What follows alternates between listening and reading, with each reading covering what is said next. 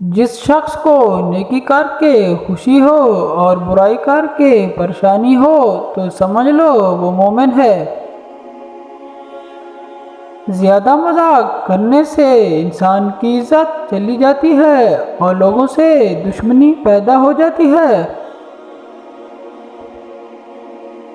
مشکلیں آئیں گی اور چلی جائیں گی، بس دیکھنا یہ ہوتا ہے کہ کون کس حد تک ساتھ دیتا ہے۔ انسان کو برباد کرنے میں اکثر انہی لوگوں کا ہاتھ ہوتا ہے جو گلے لگ کر کہتے ہیں ہمیشہ خوش رہو۔ جب بات تمہاری عزت نفس تک پہنچ جائے تو کتنا ہی گہرا تعلق ہو ٹھوکر مار دینی چاہیے۔ سب سے پہلے عزت ہے، تعلق تو اور بھی بن جاتے ہیں۔ گھڑی کو نہ دیکھو بلکہ وہ کرو جو گھڑی کرتی ہے، یعنی چلتے رہو۔ کسی کو برباد کرنے کی سوچ ہی تمہاری بربادی کے لیے کافی ہے۔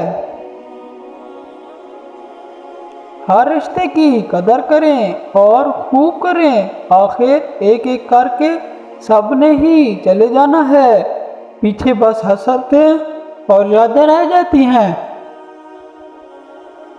لوگ رشتوں کو چھوڑ دیتے ہیں مگر بحث کو نہیں چھوڑتے۔ برے وقت کا ایک بہترین حل یہ بھی ہوتا ہے کہ خاموشی اور صبر کے ساتھ اس سے گزرنے کا انتظار کرو۔ اپنی خواہشات کبھی اپنے قدموں سے آگے مت نکلنے دینا۔ جو مل جائے اس پر شکر ادا کرو اور جو چھن جائے اس پر افسوس نہ کرو۔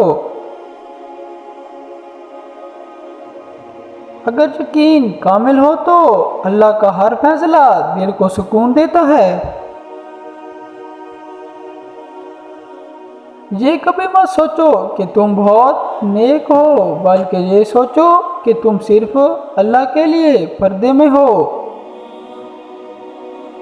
اپنے مزاج کے خلاف بات پر مسکرا دینا لڑنے سے بہتر ہے۔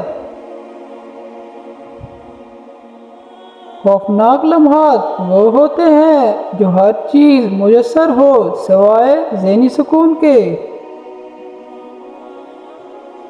جب کسی کام کا ارادہ کر لو تو پھر اللہ پر بھروسہ رکھو، اور بے شک اللہ بھروسہ رکھنے والوں کو پسند کرتا ہے۔ ہو جاؤ تو کنارہ کر لو، کیوں نہ کہ وصیتیں کھویا ہوا مقام واپس نہیں لا سکتی مگر خاموشی مزید تذلیل سے بچا سکتی ہیں۔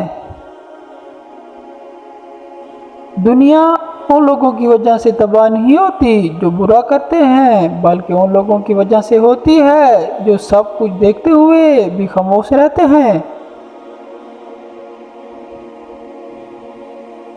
کچھ عرصہ رابطے میں پہل کرنا چھوڑ دو، تمہیں معلوم ہو جائے گا کہ تم کتنے مردہ پودوں کو پانی دے رہے ہو۔ نہ جانے کون سی شہرت پر انسان کو ناز ہے، انسان تو اپنا آخری غسل کا بھی محتاج ہے۔ وقت اچھا ہو یا برا ہو بدلتا ضرور ہے، اس لیے اچھے وقت میں کچھ ایسا برا مت کرو کہ برے وقت میں اچھے لوگ تمہارا ساتھ چھوڑ دیں۔ ضروری نہیں کہ کچھ غلط کرنے سے ہی دکھ ملے، حد سے زیادہ اچھا ہونے کی بھی قیمت چکانا پڑتی ہے۔ جب کوئی شخص تم سے کہے کہ مجھے تمہاری کوئی فکر نہیں اور پھر بھی تمہاری فکر کرے، تمہارا خیال رکھے، تو سمجھ لینا وہ تمہیں بہت زیادہ یاد کرتا ہے اور تم سے محبت کرتا ہے۔